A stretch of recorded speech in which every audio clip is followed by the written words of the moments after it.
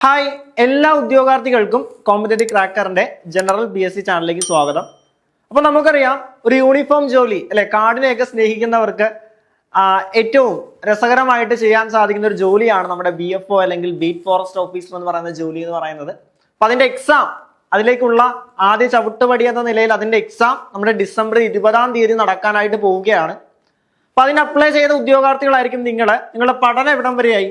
ഇതുവരെ നിങ്ങൾ പഠിച്ചു തുടങ്ങിയില്ലേ? കാരണം വളരെ ചുരുങ്ങിയ സമയം മാത്രമേ ഇനി നമ്മളുടെ കൈകളിലുള്ളൂ. ആ സമയം വളരെ കൃത്യമായിട്ട് ഫോക്കസ് ചെയ്ത് പഠിക്കുകയാണ് എങ്കിൽ നിങ്ങളുടെ BFOയുടെ റാങ്ക് ലിസ്റ്റിന്റെ ഏറ്റവും മുൻപന്തിയിൽ എത്താനായിട്ട് നിങ്ങൾക്ക് സാധിക്കും അല്ലെ. നമ്മളൊരു ഓട്ട മത്സരമാണ് എങ്കിൽ നമുക്കറിയാം, ഒരു 150 മീറ്റർ അല്ലെങ്കിൽ 160 മീറ്ററിന്റെ ഓട്ടമൊക്കെ ആണെങ്കിൽ ആദ്യം ഓടുന്ന ആൾക്കാർ എന്ത് ചെയ്യും? ആദ്യം പതുക്കെ ഓടും. അവരുടെ എനർജി ഒന്ന് സേവ് ചെയ്ത് വെക്കും. എന്തിനു വേണ്ടിയിട്ട്? ഫൈനൽ ലാപ്പിലേക്ക് വേണ്ടിയിട്ട്.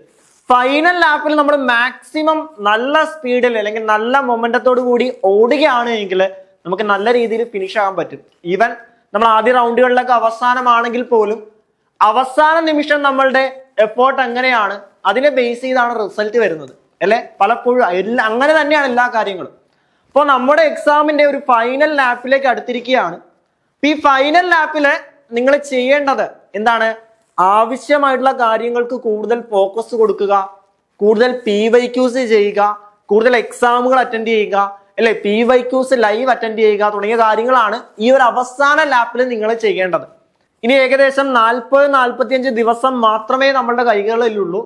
ആ ദിവസം എങ്ങനെ കൃത്യമായിട്ട് അല്ലെ സിലബസിനെ ചുരുക്കി ആവശ്യമുള്ള കാര്യങ്ങൾ മാത്രം പഠിക്കണം അല്ലെ, കൃത്യമായിട്ടുള്ള ടൈം ടേബിൾ ബേസ് ചെയ്ത് എങ്ങനെ കൃത്യമായിട്ട് ഇനി വരാൻ പോകുന്ന ദിവസങ്ങൾ പ്രിപ്പയർ ചെയ്യണം തുടങ്ങിയ കാര്യങ്ങളാണ് നമ്മൾ ഈ ഒരു സെക്ഷനിൽ ഡിസ്കസ് ചെയ്യാനായിട്ട് പോകുന്നത്.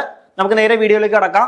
അപ്പൊ നോക്കിക്കൊള്ളുക, നമ്മുടെ ടൈം ടേബിൾ നമ്മളൊന്ന് ഷോർട്ട് ചെയ്ത് ആവശ്യമുള്ള കാര്യങ്ങൾ മാത്രമാണ് ഇൻക്ലൂഡ് ചെയ്തിരിക്കുന്നത്.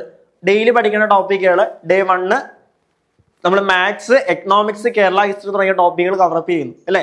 മാത്സിലാണെങ്കിൽ ബോർഡ് മാസ്, ഭിന്നസംഖ്യകൾ. എക്കണോമിക്സിൽ ഇന്ത്യൻ സാമ്പത്തിക രംഗം, ആസൂത്രണ കമ്മീഷൻ. കേരള ഹിസ്റ്ററിയിലാണെങ്കിൽ കേരളത്തിലെ പ്രധാനപ്പെട്ട സമരങ്ങൾ. കാരണം നമ്മൾ ഈ ഒരു ടൈം ടേബിൾ തയ്യാറാക്കിയിരിക്കുന്നത് PYQs ബേസ് ചെയ്താണ്. കൂടുതൽ ചോദ്യങ്ങൾ വരുന്ന ഏരിയാസിന് കൂടുതൽ ഇമ്പോർട്ടൻസ് കൊടുത്ത് ആ ഏരിയാസ് മാത്രം ഫോക്കസ് ചെയ്ത് പഠിക്കുക. അപ്പൊ ഡേ 1 നമ്മൾ ഇത്രയും ഏരിയാസ് നമ്മൾ കവറപ്പ് ചെയ്യുന്നു. ഡേ 2 നമ്മൾ കവറപ്പ് ചെയ്യുന്നത് കോൺസ്റ്റിറ്റ്യൂഷൻ ആണ്. കോൺസ്റ്റിറ്റ്യൂഷൻ എന്ന് പറയുമ്പോൾ ആദ്യം നമ്മൾ അതിന്റെ ബേസിക് ഫാക്ടുകളും special topics, definition of forest, ഇംഗ്ലീഷിലാണെങ്കിൽ phrasal verb, change of gender, അത്രയും കാര്യങ്ങൾ, വൊക്കാബുലറി സെക്ഷൻസ് നമ്മൾ അവിടെ ഇമ്പോർട്ടൻസ് കൊടുക്കുന്നു.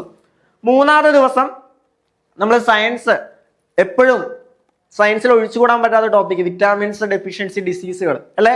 മാത്സ്, LCM, HCF, അതേപോലെ ശ്രേണികൾ തുടങ്ങിയ കാര്യങ്ങൾ. 4-ാമത്തെ ദിവസം നമ്മൾ ഇമ്പോർട്ടൻസ് കൊടുക്കുന്നത് type of forest in India, Kerala അല്ലെ. കേരള ഹിസ്റ്ററിയിലാണെങ്കിൽ യൂറോപ്യന്മാരുടെ വരവ്, അതേപോലെ ലോക ചരിത്രം, ഇംഗ്ലണ്ടിന്റെ മഹത്തായ വിപ്ലവം, അമേരിക്കൻ റവല്യൂഷൻ. വേൾഡ് ഹിസ്റ്ററിന്ന് 1 മാർക്ക് ഉറപ്പാണ്. അതിൽ മിക്കപ്പോഴും ചോദ്യം വരുന്ന ഈ ഒരു ഏരിയാസ് തന്നെയാണ് അല്ലെ. ഒന്നെങ്കിൽ ഇംഗ്ലണ്ട് ആയിരിക്കും, അല്ലെങ്കിൽ അമേരിക്കൻ റവല്യൂഷൻ ആയിരിക്കും അല്ലെ. ഇനി അടുത്തത് 6-ാമത്തെ ദിവസമാണെങ്കിൽ നമ്മൾ ജോഗ്രഫിയാണ് പഠിക്കുന്ന ഇമ്പോർട്ടൻസ് കൊടുക്കേണ്ടത്. ജോഗ്രഫിയുടെ ആവശ്യമുള്ള കാര്യങ്ങൾ അല്ലെ. ഏതാണ്? നമ്മുടെ ഭൂമിശാസ്ത്രത്തിന്റെ അടിസ്ഥാന തത്വങ്ങൾ, അന്തരീക്ഷം, ഭൗമോപരിതലത്തിന്റെ കാര്യങ്ങൾ തുടങ്ങിയ കാര്യങ്ങളാണ് നമ്മൾ അവിടെ ഫോക്കസ് ചെയ്യുന്നത്.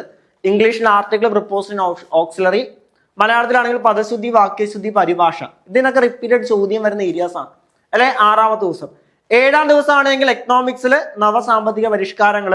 ഇന്ത്യൻ ഹിസ്റ്ററിയിലാണെങ്കിൽ ഗാന്ധിജിയും സ്വാതന്ത്ര്യ സമരവും, മെന്റൽ എബിലിറ്റി, തരംതിരിക്കൽ. 8-ാം ദിവസം നമ്മൾ പഠിക്കുന്നത് ഇന്ത്യൻ ചരിത്രത്തിൽ INC ഇമ്പോർട്ടന്റ് ആണ്. ഫിസിക്സിലെ അളവുകളും യൂണിറ്റ് ആൻഡ് മെഷർമെന്റ്സ്. 9-ാം ദിവസം നമ്മൾ മാത്സിന് തന്നെ സ്ക്വയർ റൂട്ട്, വർഗം, വർഗമൂലം, ദശാംശ സംഖ്യകൾ അല്ലെ. അതേപോലെ കോൺസ്റ്റിറ്റ്യൂഷന്റെ ഭരണഘടനാ നിർമ്മാണ സഭ. അങ്ങനെ 10-ാം ദിവസം ആകുമ്പോൾ ഈ പഠിച്ച കാര്യങ്ങൾ നമ്മൾ റിവിഷൻ ചെയ്യുന്നു. അങ്ങനെ വളരെ ഷോർട്ടാക്കി ആവശ്യമുള്ള കാര്യങ്ങൾ മാത്രം ഇൻക്ലൂഡ് ചെയ്ത ഒരു 45 ഡേ ടൈം ടേബിൾ ആണ് നിങ്ങൾക്ക് വേണ്ടി പ്രിപ്പയർ ചെയ്തിരിക്കുന്നത്. കാരണം ഈ 45 ദിവസം കൊണ്ട് ഇതുവരെ ഒന്നും നോക്കാത്തവരാണ് എങ്കിൽ ഈ 45 ദിവസങ്ങൾ കൊണ്ട് ഏറ്റവും ആവശ്യമായിട്ടുള്ള കാര്യങ്ങൾ മാത്രം ഇൻക്ലൂഡ് ചെയ്ത് അല്ലെ, നമുക്ക് എക്സാം ഫോക്കസ് ചെയ്ത് എക്സാം പോയിന്റ് ഓഫ് വ്യൂവില് ആ വാസ്റ്റ് ആയിട്ടുള്ള സിലബസിനെ ചുരുക്കി ഏറ്റവും ആവശ്യമായിട്ടുള്ള കാര്യങ്ങൾ ഡെയിലി പഠിക്കേണ്ട നമ്മൾ ക്യാപ്സ്യൂൾ പരുവത്തിലേക്ക് നിങ്ങളിലേക്ക് തരികയാണ്. നിങ്ങൾ അത് കൃത്യമായിട്ട് ക്ലാസ്സുകൾ ഫോളോ അപ്പ് ചെയ്ത് കൃത്യമായിട്ട് ക്ലാസ്സുകൾ കണ്ട് പഠിക്കുക എന്നുള്ള കാര്യങ്ങളാണ് ചെയ്യേണ്ടത്. ഇത്തരത്തിൽ ടൈം ടേബിൾ ബേസ് ചെയ്ത് പഠിക്കുന്നതിന്റെ ഏറ്റവും വലിയ ഗുണം എന്താണെന്ന് ചോദിച്ചു കഴിഞ്ഞാൽ നമുക്ക് ഓരോ ദിവസവും ഇത്ര കാര്യങ്ങൾ പഠിക്കണമെന്നുണ്ട്. ഫോർ എക്സാമ്പിൾ നമ്മളിപ്പോൾ വെറുതെ ഒരു റാങ്ക് ഫയൽ തുറന്നു വെച്ചിട്ട് ഇന്ന് മുതൽ പഠിക്കാം എന്ന് കരുതി വെറുതെ റാങ്ക് ഫയൽ തുറന്നു വെച്ച് നമുക്ക് അവിടെ ഒരു ഫോക്കസ് ഉണ്ടാകത്തില്ല. ഏതൊക്കെ ടോപ്പിക്കുകൾ നമുക്ക് കവറപ്പ് ചെയ്യണമെന്ന് നമുക്ക് അറിവുണ്ടാവില്ല. പക്ഷെ നമ്മൾ ഈ ടൈം ടേബിൾ പ്രിപ്പയർ ചെയ്തത് PYQ ബേസ് ചെയ്ത് ഏറ്റവും ആവശ്യമായിട്ടുള്ള കാര്യങ്ങൾ ബേസ് ചെയ്തുള്ള ടൈം ടേബിൾ ആണ് പ്രിപ്പയർ ചെയ്തിരിക്കുന്നത്. അപ്പോൾ ഓരോ ദിവസവും പഠിക്കേണ്ട കൃത്യമായിട്ടുള്ള ടോപ്പിക്കുകൾ നിങ്ങൾക്കുണ്ട്.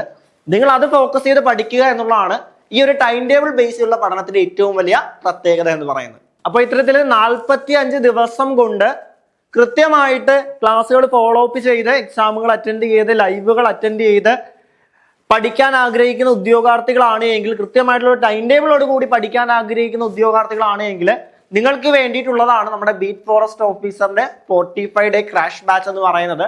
ചുരുങ്ങിയ സമയം ആവശ്യമുള്ള കാര്യങ്ങൾ മാത്രം പഠിക്കുക എന്നുള്ളതാണ് ഈ ഒരു ബാച്ചിന്റെ ഏറ്റവും വലിയ പ്രത്യേകത എന്ന് പറയുന്നത്.